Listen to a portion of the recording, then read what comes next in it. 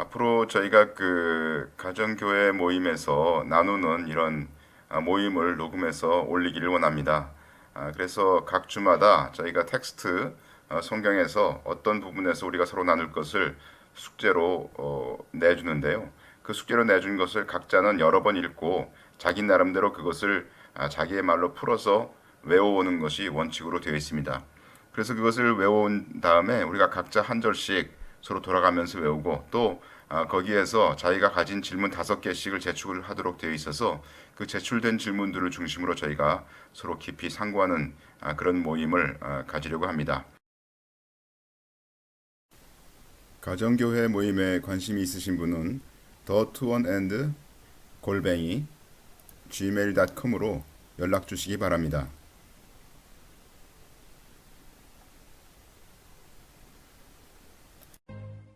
엿새 후에 예수께서 베드로와 야고보와 그 형제 요한을 데리시고 따로 높은 산에 올라가셨다니 그들 앞에서 변형되사 그 얼굴이 하같이 빛나며 옷이 빛과 같이 휘어졌더라. 그때에 모세와 엘리야가 예수와 더불어 말하는 것이 그들에게 보이거늘 베드로가 예수께 여쭈어 이르되 주여, 우리가 여기 있는 것이 좋사오니 만일 주께서 원하시면 내가 여기서 초막 셋을 짓되 하나는 주님을 위하여, 하나는 모세를 위하여, 하나는 엘리야를 위하여 하리이다. 말할 때에 호련히 빛난 구름이 그들을 덮으며 구름 속에서 소리가 나서 이르시되 이는 내 사랑하는 아들이요 내 기뻐하는 자니 너희는 그의 말을 들으라 하시는지라. 제자들이 듣고 엎드려 심히 두려워하니 예수께서 나와 그들에게 손을 대시며 이르시되 일어나라, 두려워하지 말라 하시니 제자들이 눈을 들고 보매 오직 예수 외에는 아무도 보이지 아니하더라. 그들이 산에서 내려올 때에 예수께서 명하여 이르시되 인자가 죽은 자 가운데서 살아나기 전에는 본 것을 아무에게도 이르지 말라 하시니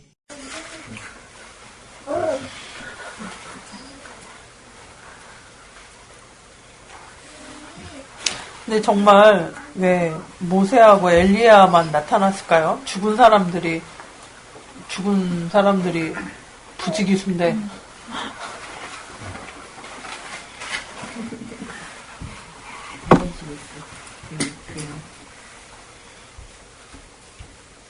모세하고 엘리야 나타나는 거 주석에도 따로 모세하고 엘리야에 대해서 따로 있는 건 없죠.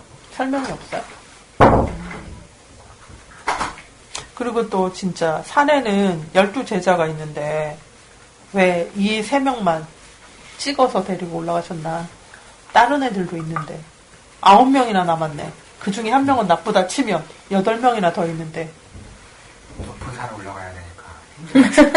그 산에 오를 만한 애들로만 베드로가 가장 나이가 많지 않았나요?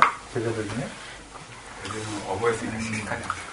이 세 분은 다 어부였었다고 하더라고요. 베드로, 야고보, 요한. 근데 갑자기 그 얘기 하시니까 웃으면서 얘기하셨잖아요. 응? 아니, 그게 아니라, 그 산에 오를 만한 사람만 골라서 이제 건강한 사람만. 근데 그 갑자기 뭐죠? 그 마라톤을 하는데, 그걸 뭐라고 하나?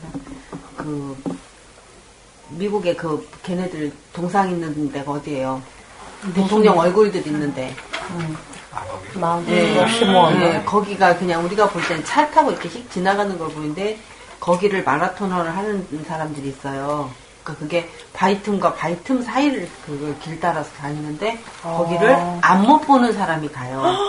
떨어지면 죽는 거잖아. 그러니까 바이틈과 바이틈 사이에 길이 있다고 할지라도 그 길이 아스팔트 길이나 평길이 아니고 가다가 이만한 큰 바위가 있으면 그 사이를 지나서 가다가 조금 내려가는 데도 이렇게 해서 막 가는데 거기를 어떻게 의지해서 가냐면 보이는 사람이 앞에서 인도를 해요. 인도를 해가지고 같이 완주를 하는 거야. 그래서 갑자기 그 사람이 생각이 나면서 그 사람은 우리가 생각할 때 평길을 걸어가기도 힘든 사람인데 그런 하는 거를 하는 것처럼. 그리고 엊그제는 그 부부 마라토너가 나왔어요. 그러면서 자기네 자원봉사를 한대. 그래서 저 사람들은 무슨 자원봉사를 하나 그랬더니 그 못 보는 사람들을 또 마라톤을 하고 싶어 하는데 이게 힘들잖아요. 그러니까 그 사람들하고 어떻게 하냐면 그 하얀 끈이 있어요. 그러니까 서로 끈 둘이 붙잡고 가는, 그러니까 그 끈에다가 팔을 하나씩 넣고 마라톤을 하는데 이 봉사하는 사람은 당연히 안 못 보는 사람보다 뭐라고 할까? 천천히 뛰어야겠네. 성적이 훨씬 좋은 사람. 왜냐면 이 사람보다 잘 뛰어야 되니까. 그치. 이 사람한테 내가 끌려가면 안 되고, 이 사람을 끌고 가서도 안 되고, 같이 맞춰서 가고, 안 못 보는 사람이 팔을 흔들면서 뛰어야 되잖아요. 그러니까 내 팔을 내가 흔들면 안 돼. 자원봉사자는. 이 사람이 흔드는 대로 내버려 둬야 돼. 내 호흡에 맞추는 게 아니고, 이 사람 호흡에 100% 맞춰서. 그런 얘기를 하는데, 그냥 내가 할 수 있는 일을 가서 하는 게 자원봉사라서 이 사람은 완전히 거기서 나는 없어야 되는 자원봉사. 그래서 안 못 보는 사람이 거기를 마라톤 했던 그걸 보면서 대단하다고 그랬는데 그 젊은 부부가 그런 걸 같이 자원봉사를 하는 걸 보면서 갑자기 형제님이 산에 올라갈 수 있는 사람만 데리고 올라가셨다고 그러는데 뛸만한 사람, 우리 사주육신 멀쩡한 사람도 연습 안 해서 못 뛰잖아요, 마라톤.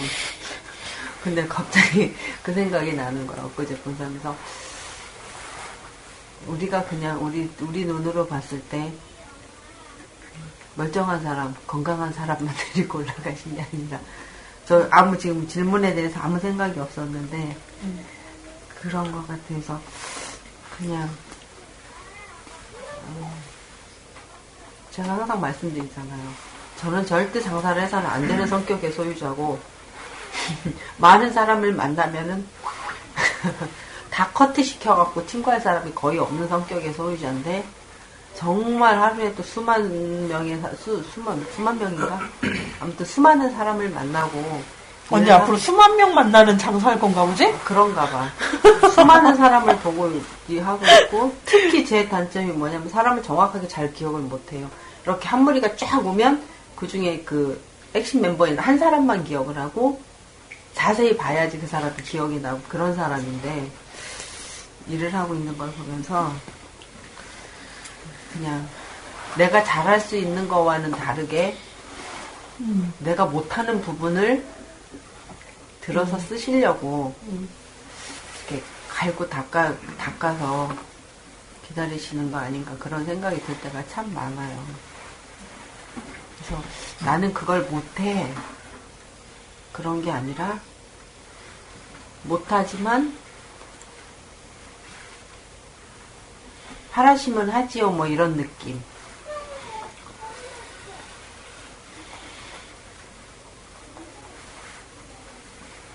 그리고 아까 이렇게 부자지간에 닮은 얘기를 했는데 저희도 부녀지간에 참 닮은 부분이 많아요. 정말 판박이래요. 근데 그전에는 하여튼 똑같아 귤 이렇게 까먹는 거 똑같아 이러면서 이제 트집을 잡았다라면 지금은 말을 할 때 조금 생각을 해요.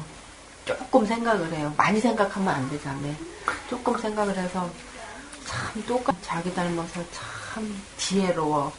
뭐 이렇게 좀 좋은 얘기를 그렇게 하면 좋아서 가만히 있었는데 좋게 얘기한 거 아닌데. 그러니까 똑같은 얘기인데 이 말투에 따라서 제가 그랬거든요. 저는 제 생각에 그래서 맞아. 당신하고 나하고는 딱 그 1% 그게 딱 맞는 것 같아. 그 코드가. 그래서 저는 그냥 얘기를 했는데 저희 남편 되게 기분 나빠하더라고요. 너는 그럼 딴 거는 안 맞고 이거 하나만 맞냐? 그러면서 같은 말을 해도 기분 나쁘게 듣더라고요. 아니 왜 기분 나쁘게 듣냐고. 그게 아니고 그래도 그중에 그거 하나가 제일 잘 맞는다고. 그거 하나가 더. 그걸 설명하느라 좀 오래 걸렸는데 그냥 그거 똑같은 말을 해도 조금 생각해서 저기 하니까 덜 싸우게 되는 것 같아요. 지난주 성경 말씀 보면서 예수님이 이렇게 제자들이 힘들 때 즉시 도와주셨다라는 얘기가 되게 마음에 온다고 했는데, 오늘 7절에도 6, 7절에도 보면 제자들이 이 소리를 듣고 얼굴을 땅에 대고 엎드리며 무서워했잖아요. 이게 사람이, 저는 아직 얼굴을 땅에 대고 엎드릴 만큼 이런 일은 없었던 것 같은데, 이렇게 무서워할 때 예수님이 오셔서 어루만지시면서 일어나라고, 무서워하지 말라고, 이렇게 이런 예수님의 모습을 보니까 하나님이신데 사실은 그냥 얍소리도 안 하고도 사람의 마음이, 무서움이 뚝 사라지게도 만들어 버리실 수도 있는데, 즉시로 손을 내밀어 주시는 경우도 있고, 이렇게 어루만지시고 말까지 보태서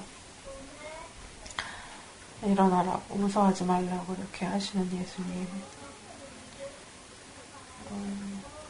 저는 이 성경 공부를 하면서 특히 이렇게 어려울 때 즉시로 나에게 관심 있고 관심 가져주시는 예수님에 대해서 이렇게 다가오는 것 같아요. 그리고 만약에 내가 이 3인 중에 한 사람이었으면 얼마나 말을 하고 싶었을까.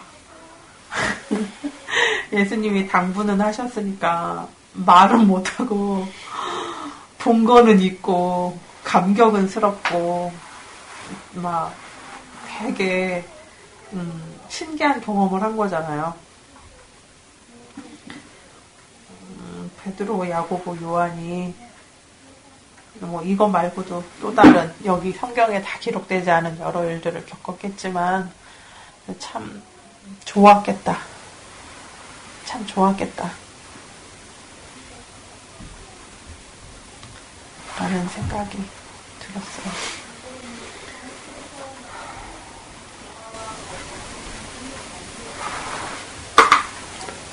왜 엘리야하고 모세만 나오셨을까요? 아까부터 그 생각을 하고 있는데 뭔가 이유가 있었을 것 같은데. 글쎄 말이에요. 모세처럼 엘리야가 하나님을 만나요? 뒷모습이라고? 모세가? 엘리야. 모세는 봤잖아요, 신내산에서. 엘리야도 신내산에서 하나님을 만나지 않았나요? 엘리야? 모르겠네. 혹시 모세는 율법을 다 들어갔을 때? 율법을 대표로 하기 때문에 그래서 엘리야는 일반적으로 선지자들의 대표로 이렇게 여겨지기도 하는데, 근데 예수님의 모습이 변화되었기 때문에 그분들하고 대화가 가능한 건가? 예수님의 모습이 변화되기 전에는 그렇잖아요. 그때에 말씀을 나눴습니다. 아, 뭔 얘기를 나눴을까? 뭔 얘기 나눴는지는 안 써있네.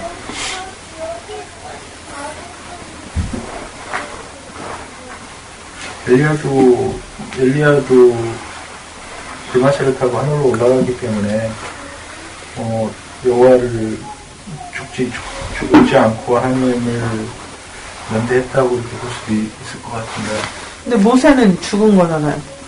실제적으로 죽은 이후의 모습이 그려지지 않은 사람은 거기 성경에 에녹하고 보통 엘리야를 얘기하는데, 네. 모세는 그 죽음 이후에 장례 절차가 안 나와 있거든요. 그래서 모세는 하나님께서 못 오셨다 이렇게 얘기하는 사람들도 있으니까, 또 어떤 때에서는 그냥 모세도 승천했다 이렇게 얘기하는 사람도 하는 때도 있고, 그래서 죽음에 대해서 모세가 승천했다 그러면 성경적으로 네, 성경적으로 없죠. 그렇기 때문에 성경이 안 맞아버려. 왜냐면 요한계시록에서 사랑한 자가 2명 오는 게 에노하고 엘리야가 돼야 되는데 그렇네. 안 맞아. 맞아요. 원래 죽지 않은 사람들, 하나님께서 그 사람이 한 번 죽는 거는 정하신 거라고 그랬으니까, 죽음을 경험하지 않은 사람이 엘리야하고 에녹이 있으니까 이 둘이 와가지고 마지막에 전하다가 죽으면 모든 사람들이 다 죽음을 한 번씩 통과하는 거니까 그게 또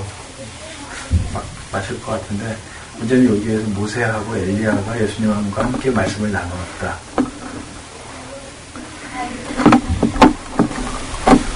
아마 구약을 대표하기 때문에 두 분을 만난 게 아닐까. 왜냐면 좀 전에 말씀하신 건 모세는 율법을 대표하는 거고 엘리야는 선지자를 대표하기 때문에 그거는 총으로 보면 구약을 이야기하는 거거든요. 예수님이 오신 이후부터는 구약에 대한 율법이나 이런 것들이 예수님 믿는 사람한테는 완성이니까 의미가 없잖아요. 그렇기 때문에 그 이후부터는 예수 그리스도를 통해서만 가기 때문에 그런 부분에서 모세, 엘리야가 예수님하고 대화를 하잖아요. 제주들이 눈을 들었을 때 예수님만 계셨다는 것들 중에 그거랑 같은 얘기라고 볼 수 있겠네요. 구약은 이미 지나간 거고 그리스도만 나타나는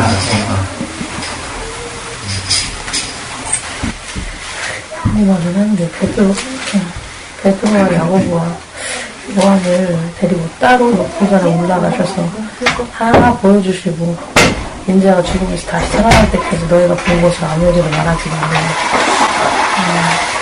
따로 보여주고 말하지 말라고 하는 이유가 뭘까?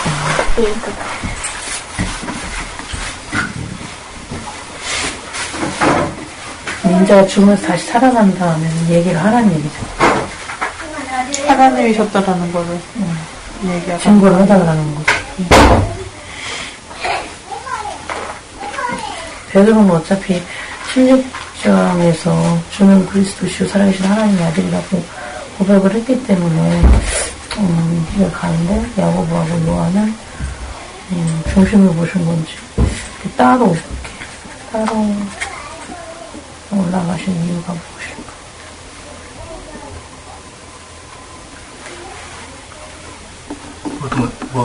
따로? 네, 세 명만 따로 서로 세 명만 데리고 올라가. 이게 세 명만 되는 베드로는 그래도 이해가 좀 가는데 야고보하고 요한은 다른 제자들도 있는데 그들은 니들이 따로 고백했다는 얘기를 못 들었는데 분들만 이렇게 선별을 해서 증인 원투로 택했대잖아. 그렇게. 저기 주석에서는 뭐라고 되어 있냐면 베드로, 야고보, 요한을 따로 선택한 거는 베드로처럼 먼저 고백을 했거나 아니면 신앙심이 더 깊거나 아니면 능력이 더 많아서거나 뭐 이런 어떤 그 우선순위가 아닌 온전히 그냥 그 예수님이 선택하신 것이다. 나의 의지랑 상관없이 우리가 구원받을 때 우리가 어떤 이렇게 덕을 많이 쌓아가지고서 아니면 전도를 많이 해가지고서 뭐 이렇게 뭐 우리가 구원되는 게 아니라 온전한 은혜다, 선물이다 그런 개념처럼 그냥 제자들의 생명을 예수님께서 선택을 하셨다. 그런 쪽으로 이렇게 일반적으로 많이 뭐 다른 얘기들도 있는데 그런 쪽으로 이렇게 얘기를 많이 하는 것 같아요. 제일 친밀한 사람. 근데 또 그렇게 하다 보면 뭐 그거를 그런가 보다 하기에는 우리가 가지고 있는 그 외모점들이 좀 있어요. 궁금한 게 왜 그러면은 굳이 이렇게 했느냐 그러면은 야 그냥 하나님이 선택하신 건데 너가 이렇게 그쪽에 그렇게 꼬치꼬치 묻냐 이런 소리로 들려가지고 물론 해석한 사람들이 다 뭐 성경학자들이었겠지만 보통 여기 3명을 많이 데리고 다니지 않으셨나요? 기억이 안 나요. 네, 3명만 딱 뽑으면 항상 베드로, 야고보, 요한이 거의 이렇게 3명을 많이 데리고 다니셨고 그 이야기를 하셨던 것 같아요. 그리고 그 조금 전에 모세는 여호수아 1장 1절 보니까 확실히 죽었네요. 나도 찾아봤어. 네, 모세가 죽은 후에 이렇게 딱 표현이 되는 나도 찾아봤어. 좀 전에 그거 쳤다가 그 마무리 짓는 멘트를 못 들었어. 이게 약간 건의사항인데요. 저희가 어차피 스토리텔링 하잖아요. 네. 그러면 아이들한테 네. 스토리텔링으로 그 이야기를 잠깐 한 분씩 돌아가면서 해주시면 어떨까 싶어서요. 애들이. 방에 가서? 네. 그러니까 여기서 저희끼리는 하고 아, 그것도 한 명씩 자기가 괜찮네. 공부했던 걸 가서 가서 아까 이야기하고 애들한테 조금 이제 좀 뭐 재미나게 다른 재미나게까지는 질문도 어렵지 않아. 알아서 어. 그 스토리텔링만 딱 하고 나오셔도 되고 뭐 질문도 하면 되겠네. 질문하셔도 이해를 했는지. 되고 뭐. 그러니까 이제 저 혼자 하니까 이제 제가 이렇게 원래 성경 국가가 있고. 가지고 하긴 하는데 이거 그거 어차피 재밌겠다. 배우시는데 애들 도움이 되게? 들으면 재밌어 하고 그것도 그렇게 길지 않으니까 그럼 1과부터 해줘야겠네? 뭐 그러셔도 되고 뭐 중간에 어차피 하셔도 애기들도 지금 진행하는 걸 그냥 우선 하죠. 네, 그러셔도 돼요. 네. 왜냐면 어차피 계속 공과 이렇게 저 성경해서 1과부터 그거 쭉 이렇게 들었던 거라 이거 지금 듣고 또 돌아가고 이렇게 할 거 아니에요. 그치. 상관없어요. 해주셨어요. 괜찮은데? 그러면 이번 주 얘기를 다음 주에 누가 해줄 건지, 아니, 그것도 좋지 않아? 이번 주에 한 거를 다음 주에 하는 것도 나쁘지 않을 것 같은데? 다음에 공과 애들하고 하고 그렇게 하면 될 것 같아요. 연달아서 하면 되겠네. 애들도 또 이렇게 재밌네. 애들하고 또 이렇게 잠깐이라도 만나는 시간도 또 좋으실 것 같고 애들한테 좋을 것 같고 해서 전문가 아니야? 그런가요? 괜찮네. 애들도 새롭겠네. 네, 맨날 하던 선생님 말고 다른 사람이 들어와서 얘기를 좀 해주니까 애들도 신선하고 괜찮네. 그럼 스토리텔링 다 하는 거네. 아까 뭐 질문했는데 그거 해결.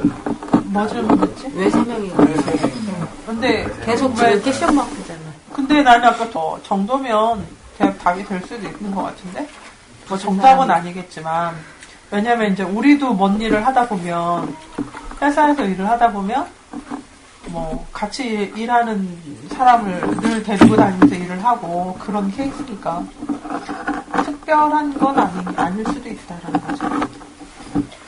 너희가 보면 아무에게도 말하지 말라고 한 말을 지킬 것 같은 사람들인가? 그 생각이 글쎄? 다 데리고 가면 그 중에 한두 명이 얘기할 수도 있고 근데 얘기 만약에- 잘 믿지도 않을 수도 모두가 있잖아. 데리고 가면 난 그것도 생각을 해봤는데 베드로는 16장에서 주는 하나님이다. 살아계시는 하나님이라고 딱 얘기를 했기 때문에 모세와 엘리야를 예수님이 만난 거에 대해서 전혀 이상하지 않거든. 하나님이니까.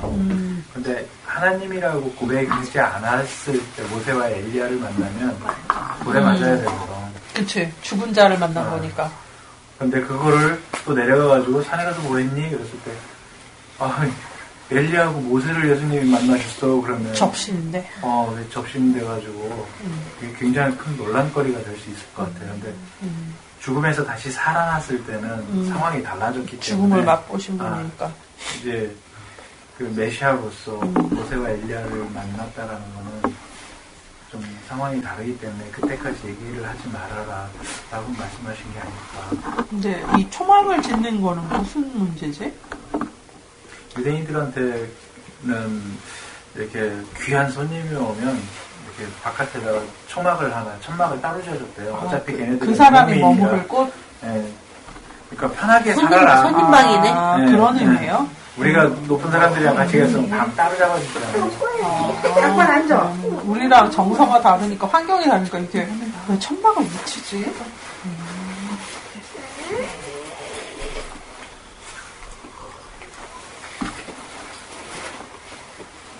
근데 이 변화되셨잖아요. 원래는 죽은 사람들과 산 사람은 대화할 수가 없는데 이게 원래 무당이 부를 때는 무당은 변화하지 않고 걔네들하고 이렇게 그냥 말하는 건데 여기서 예수님은 얼굴도 변하고 빛나고 옷도 변하고 그러면서 이 죽은 사람들을 만나잖아요. 그러니까 좀 죽은 사람을 만나도 다르게 만나신 것처럼 보여요. 그런데 실질적으로 변화했다는 것보다는 일단은 엘리야는 뭐 죽지 않았으니까 상관없는데 모세는 죽은 사람이잖아요. 그치. 죽은 사람과 대화를 하는 건 초혼이니까 그거는 율법적으로 죄를 지는 건데 이렇게 할 수 있었다는 거는 일단 변화되는 거는 둘째치고 예수님이 하나님이시다. 곧 하나님이시다는 거를 그러니까는 우리가 앞에서 쭉 이런저런 얘기를 했잖아요. 근데 그냥 제 개인적으로 드는 생각은 스토리 흐름상 그래갖고 우리가 복음 뭐 이런 관련돼서 쭉 연계돼서 얘기했는데 그래서 이 부분을 왜 여기에 이렇게 들어갔을까 이런 생각 좀 해봤어요. 이제 저 개인적인 생각은 결국 이제 예수님이 우리의 죄를 위해 대신 죽어주셨잖아요. 근데 이분이 사람이라면 훌륭한 사람이라면 이게 그 사람도 똑같은 성경을 보면 죄인이니까 그 사람이 우리를 죽어준 게 큰 의미가 없지만 결국은 예수님이 하나님이라는 거를 그렇기 때문에 죽어줄 수 있는 분이다라는 거를 확실하게 알려주는 부분이 아닌가. 그러니까 사람이 죽어준 게 아니고 하나님이 우리를 위해 죽어주셨다. 오늘 질문을 보내주세요. 질문을 하다 보니까 어떤 생각이 드냐면, 오늘은 갑자기 생긴 게, 유대인들이 전체 노벨상 받은 그 비율이 그 20몇 % 된다면서요. 근데 유대인이 600만이니까, 그 원인을 찾는데, 어떤 때는 절반 이상이 유대인이 몇 년 있었다고 하더라고요. 근데 우리나라가 가장 이렇게 바라는 것들이 인정받기를 바라는 것들이 노벨상인 것 같아요. 포항공대 가면 이렇게 석상이 하나 있는데 빈 자리가 있다고 하더라고요. 동상이. 그 자리는 노벨상 받을 사람을 거기다 한국 사람 거기다 올린다고. 네, 처음에 포항공대 만들 때 그걸 만들어 놨대요. 근데 거기 아직도 못 올라간 거야. 물론 뭐 평화의 산은 그쪽이 아니고 포항공대는 과학 쪽이니까. 근데 그 유대인 KBS나 EBS에서 이런 거 할 때 보면 유대인들의 교육 방식이 우리랑 다르다라고 하는데 그 교육 방식이 하브루타라는 교육 방식이거든요.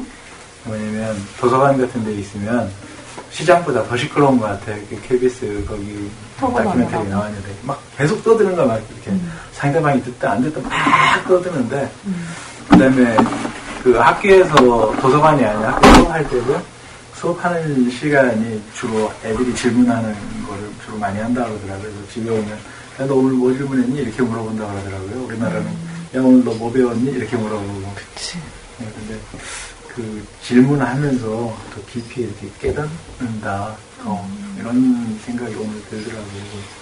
질문을 막 외울 때, 이렇게 막 외울 때는 스토리를 엮어가지고 막 외워요. 외우다가 이제 다른 분들이 이제 질문을 보내시면 이렇게 뚜껑을 딱 열고 질문을 읽어보면 제 질문이 안 나와요. 그래가지고 질문을 읽어보기 전에 왜냐면은 따라가죠. 비슷한 질문이 있으면 100개 안 들어가거든. 질문이라는 게 연결이 되는데요. 질문을 먼저 막 만들다 보면 성경이 다시 보이는 거고 왜 그렇지? 그렇게 해놓은 다음에 다른 분 질문을 딱 갖다 놓으면 거의 한 절반 정도는 비슷하더라고요. 그러면서 성경을 이렇게 보는 관점이 좀 다양해지는 것 같아요. 이렇게. 옛날에는 예수님이 변화되셨네? 뭐 하나님이니까 뭐 당연하지 뭐 이렇게. 요즘에는 이렇게 질문을 만들 때는 왜 굳이 거기에서 변화가 필요하실까? 이런 생각을 좀 해봤거든요. 근데 그 베드로가 예수님이 하나님이신 거를 고백할 한지 일주일 됐잖아요. 일주일 되면서 일주일 동안 베드로랑 함께 있으면서 정말 또 한 번에 또 이렇게 당신의 모습을 베드로한테 보여주시고자 한 게 아닐까 이런 생각도 들고 베드로 입장에서 보면 그런 생각도 들고 여러 가지 생각들이 많이 내 입장에서도 생각이 나고 그렇거든요. 질문을 좀 더 다양하게 다른 사람은 어떤 관점에서 보고 있는지 이런 것들 같이 공유할 수 있었으면 좋겠어요. 근데 저도 이게 갑자기 6일 뒤인가 싶어가지고 앞에를 좀 찾아봤는데 네, 베드로가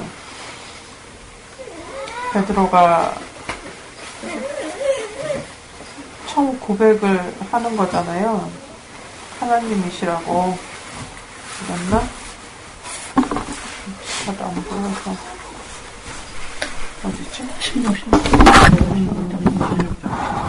근데 똑같은 제자들이었잖아요. 근데 어떻게 베드로는 살아계신 하나님의 아들을 보고 그거를 고백까지 하게 되고 같은 12명이 쫓아다니는데 그런 생각이 들었어요. 왜 누구에게는 살아계신 하나님의 아들이라는 게 이게 확 오고 다른 사람들은 가만히 있고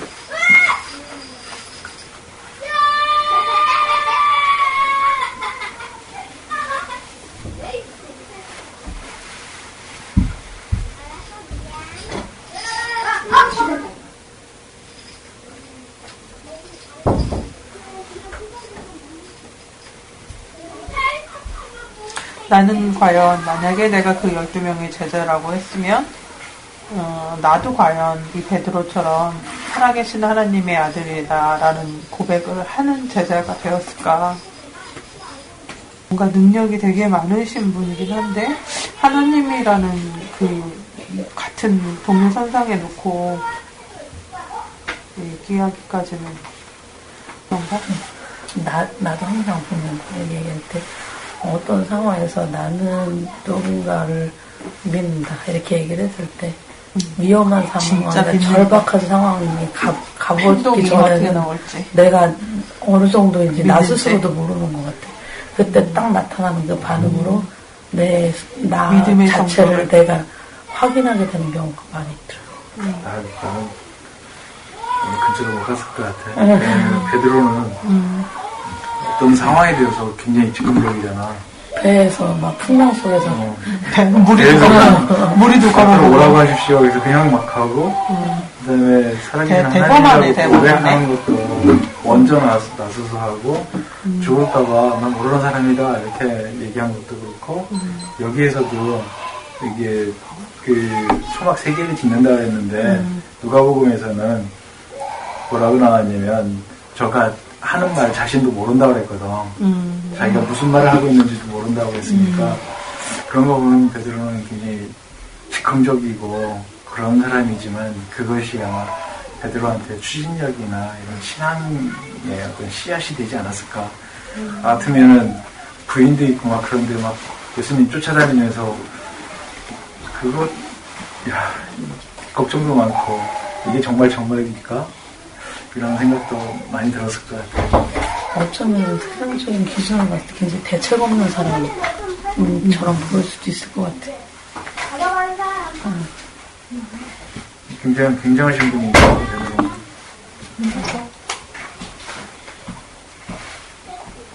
그러면서 물고기 잡을 때 밤이 맞도록 수고하는 인내하게 되도록 하기도 하고 하라고 그래도 하니까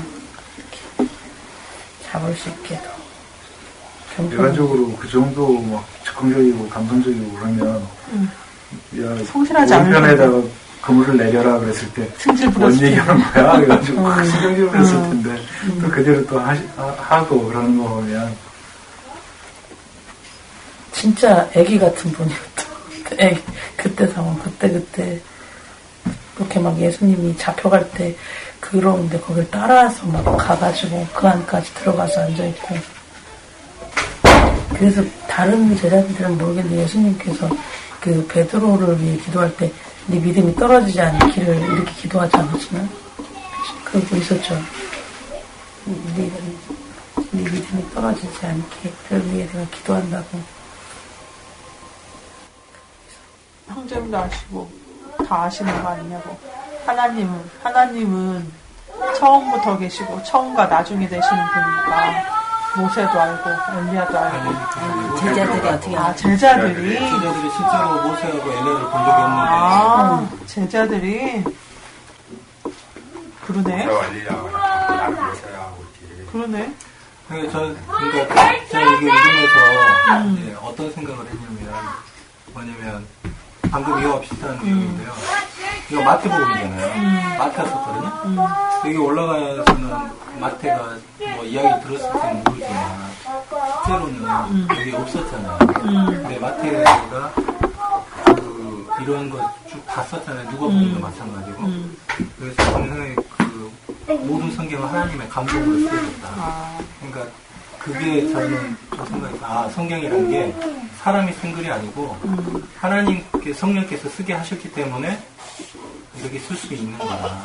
이런 생각이 들더라고요. 왜냐면 마태 같은 경우도 여기 있지도 않았고 또 자기가 없었던 상황들을 다 적었잖아요. 그런 걸 어떻게 그렇게 적을 수가 있겠냐.